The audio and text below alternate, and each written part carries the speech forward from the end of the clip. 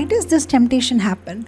This question was even asked by Arjuna to Krishna in the Bhagavad Gita in the chapter 3 verse number 36. He says, my Lord, we understand that suppose this thing is not good, but still we are forced to do it as if there is some underlying force which is impelling us to indulge in that sinful act. So what is this cause? Krishna says is lust.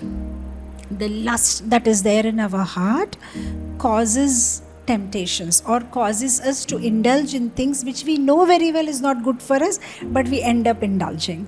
The desires inside are invisible. An invisible enemy is more dangerous than the visible enemy because you can't fight the invisible enemy.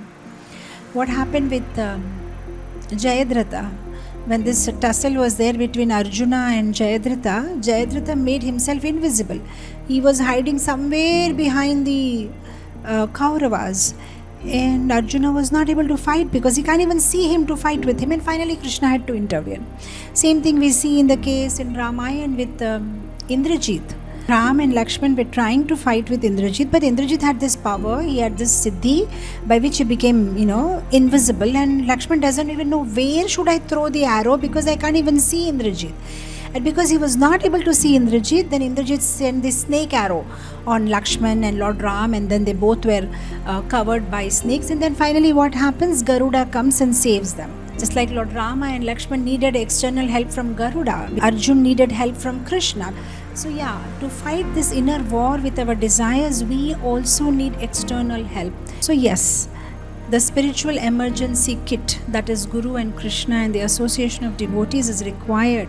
Temptations are very difficult to give up. You can't reject desires, you can overcrowd them.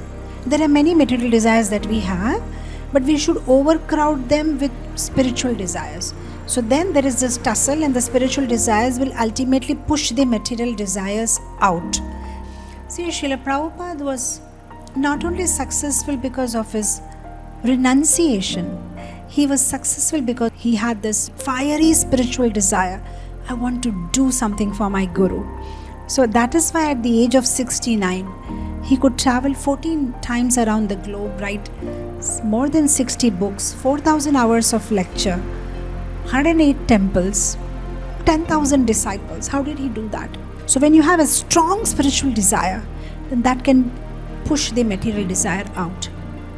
But where should I get this spiritual desire from? By association.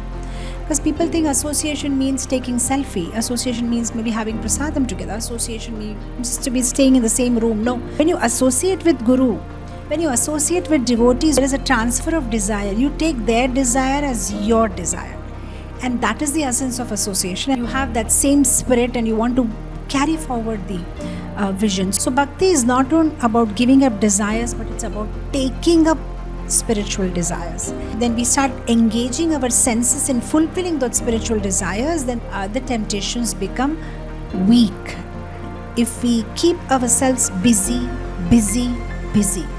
then there will be no place for temptations.